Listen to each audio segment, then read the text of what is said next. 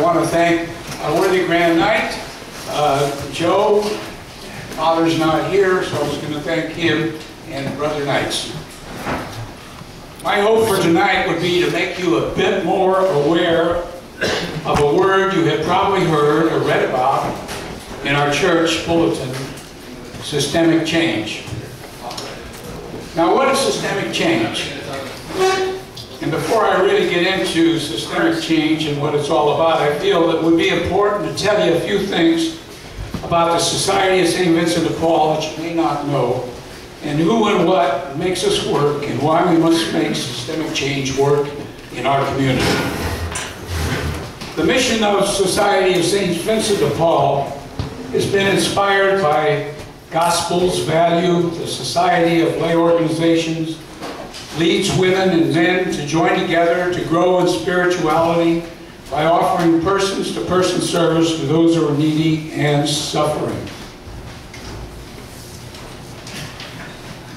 This is done in the tradition of our founder, the Blessed Frederick Ozanam, and patron saint, St. Vincent de Paul.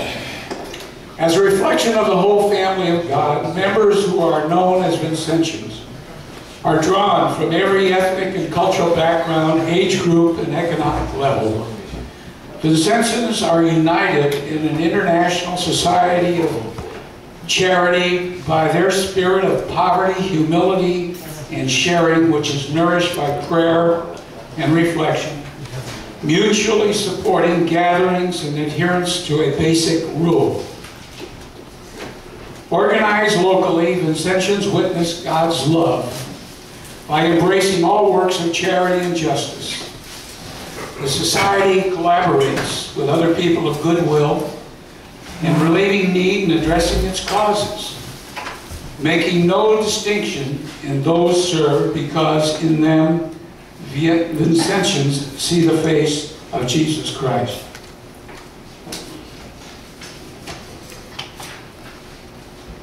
This is how our society is organized, so you kind of have an idea how this all works.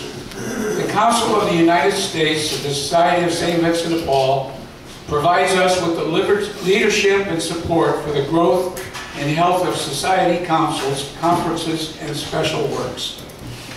The National Council Office is located in St. Louis and enables the society to better serve their local community by creating materials for the spiritual formation of the members, networking information on advocacy and justice issues, and facilitating the response to the needs of those who are poor throughout the world by twinning. And what twinning is where we get other organizations to work with us in providing help. For example, here locally, when we have a need for a rent or a utility or whatever it is, we can only give so much because of our guidelines. We call other conferences who twin with us. We also do this on an international basis because of disasters and so forth around the world.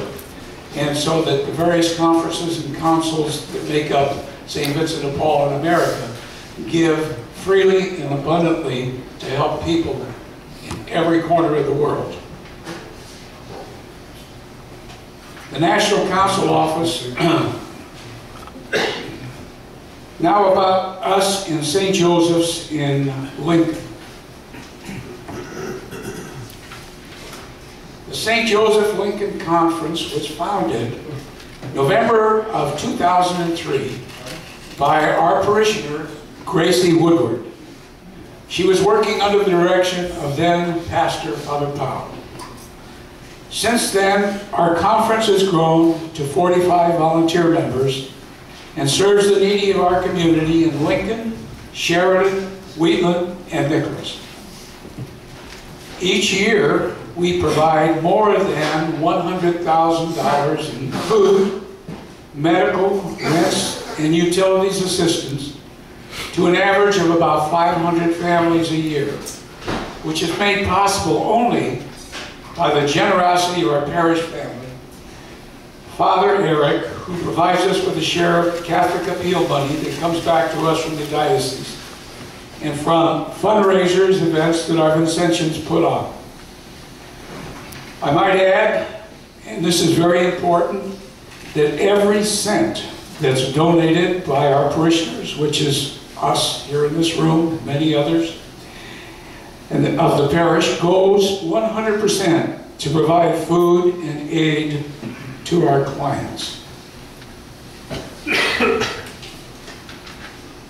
Funds for other needs is supported by our Vincentians.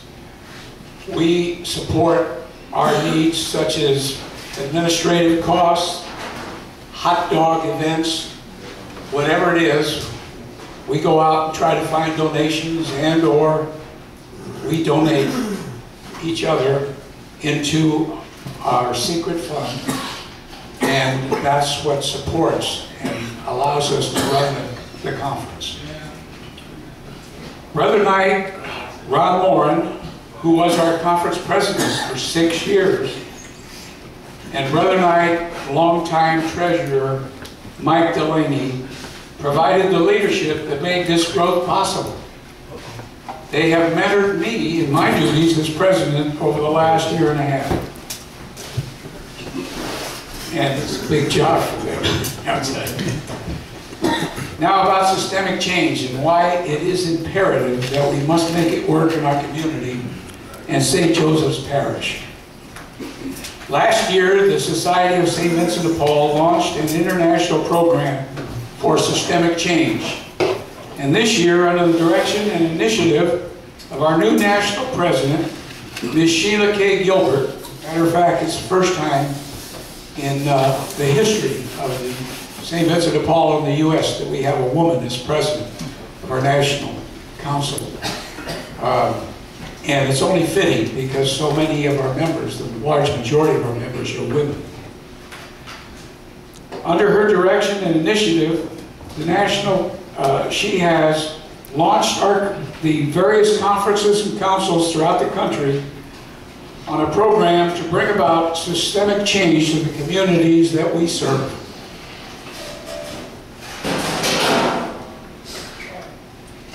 These are the goals for systemic change that we adhere to and work very hard to try to accomplish. First, it is a program that is designed to identify root causes of poverty and to develop strategies within or to a new system. In other words, the system that we currently have within our organization may not be exactly what it needs to be. It needs to be massaged to fit the needs of new programs. And this is a radical new approach and new program for us because we need to get the people we serve to be willing to step forward and do things for themselves. Because otherwise we become a welfare society, and that doesn't do anybody any good. Second, we seek to empower those we serve to find ways to move out of poverty by agreeing to participate. And that's a big job in itself, because a lot of people don't want to come forward, or they're afraid to come forward, or they're ashamed of their condition living in poverty. And so to get them to step forward and agree to participate. And without that, we have no systemic change program. Third is to understand that poverty is more than simply a lack of money. It's much more than lack of money or lack of goods or material things. It becomes a state of mind. And it's really hard to get people to shake out of that state of mind. That it's hopeless. They're helpless. There's nothing they can do. Nobody can help us. Just bring us food. Bring us your care. But what we need to do is, what we're trying to do, is to bring about tough love, because they have to help themselves. And if they don't help themselves through our efforts, then we failed. Because going way back, centuries, to our founders, Blessed Frederick Ozanam and St. Vincent de Paul, part of their charge was to not just provide materially, but to provide a means and a way out of their condition. And that's what systemic change is all about. And fourth, and most importantly, we need to understand that getting out of poverty and breaking the cycle of poverty is a process, and it's not an event. It isn't going to happen overnight. As a matter of fact, our national president's goal is over a period of 5 years. What she hopes to accomplish over 5 years is a lot. But it all starts with that first step, that first client. And that's what we're trying to do in our conference, is to bring that first client forward, that we can then have a success story. And success breeds success. And that's what we're attempting to do.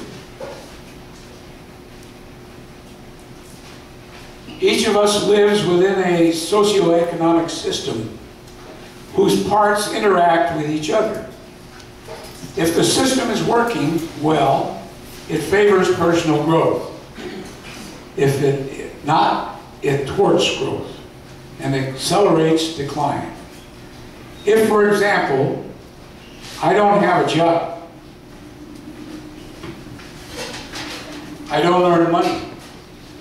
If I don't earn money, I can't buy food for my family. If my son doesn't have sufficient food, he suffers malnutrition. If he suffers malnutrition, he can't study well. If he can't study well, he won't graduate from school. And if he doesn't graduate from school, he may not get a job. And if he doesn't get a job, he doesn't earn money, so the cycle begins again. Our goal is to help break this cycle and to take a major step forward in breaking their dependence through providing counseling, support, and help in finding jobs, by making available the systems required to make applications, write resumes electronically, follow up with coaching, help with budgeting, to provide encouragement by introducing them to what they can do to help themselves, such as grow some of their own food, by participating in our Community Gardens program, which is spearheaded by one of our brother knights, Chuck Noah.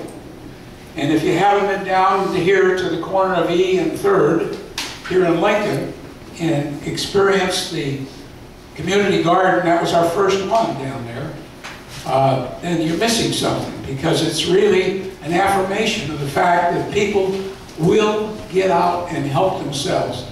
You kind of have to lead them to the water at first, but once they recognize that there are things they can do, and then they see things grow, and then it just continues to perpetuate itself. It's like good perpetuates good, and evil perpetuates evil. And the good is what we're looking for. And we have the opportunity to get 5 more sites for gardens using school properties which have been agreed upon.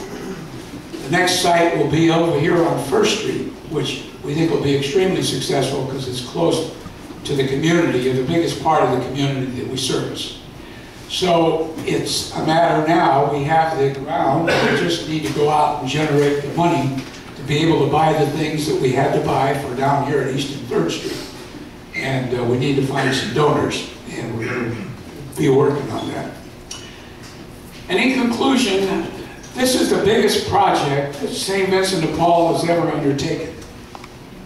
But it's a step that must be taken, one step at a time, in order to break the stranglehold that poverty has on so many people in our society, and to help them become productive members of our society. I want to thank you for your attention and allowing me to make this presentation, and hopefully make you more familiar with our St. Vincent de Paul Conference and the task that we have in bringing systemic change to our community and parish. God bless you all. And if you have any questions, and if there's a minute, I'd like to take any questions you might have. Otherwise, thank you very much.